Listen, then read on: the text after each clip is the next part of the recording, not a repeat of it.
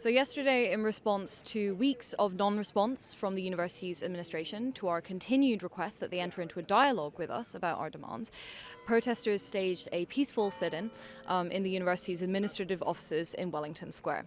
After a sit-in that lasted approximately 45 minutes, police arrived on the scene and told protesters that they would be under arrest if they did not leave peacefully. When the protesters said, "All right then, we will leave," the police refused to allow them to do so and instead arrested them all. In response, the police engaged in levels of brutalisation completely unlike anything I have ever seen in this city. I have been a student at Oxford for about 6 years. They shoved us down, they dragged people by their feet, people's glasses were broken, people were left bleeding, several students have reported feeling concussed. All of this was within the power of the university administration. They claim that this peaceful sit-in, which was essentially an invitation to dialogue, was a violent attack on university premises. They do this because they are not comfortable being seen on the international stage to be complicit in what a mounting international consensus agrees is a genocide on an unimaginable scale. I don't think anyone is of the opinion that Oxford loves justice and loves peace for all people. We are talking about a university whose history is baked in legacies of the British Empire and of genocide.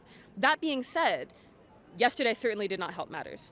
We are simply calling on the university to stop profiting off of genocide, and instead of heeding that warning, instead of understanding that it is going to be on the wrong side of history and have legal liability for the ways in which it is bankrolling this genocide, the university instead has chosen to make headlines across the country and across the world this morning for brutalizing its own students. So this is a response that is extremely undisciplined, is one that is rooted in fear from the university, and I don't really think that the university is going to recover. Already this morning we've heard word from the university colleges union, staff and faculty. We're hearing from heads of college, we're hearing from heads of department that people are angry. People who weren't even necessarily on our side before are on our side now because they understand that the way that the university treated its own students yesterday is absolutely unacceptable. This is only going to strengthen our movement, and we feel confident that we're going to move forward stronger than ever from the events of yesterday. The Vice Chancellor and the management of the university put up a letter trying to explain this. And there were some things in that particular letter that particularly disturbed me, and I wanted to mention two of them. So one of them is that it actually talks about the fear that the Jewish community in the university and outside university is actually feeling. And my impression and experience with this camp is that it has a very strong Jewish representation. So to speak and to raise this question of the Jewish community seems to me insinuating really something sinister.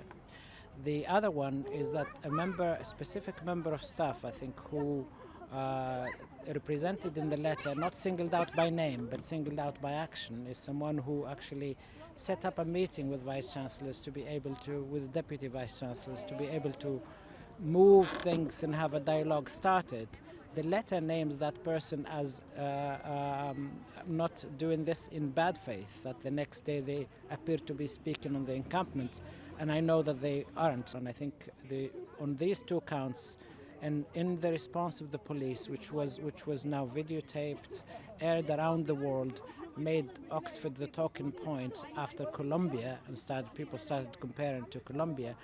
This really puts, I think, the Vice Chancellor in not a very strong position.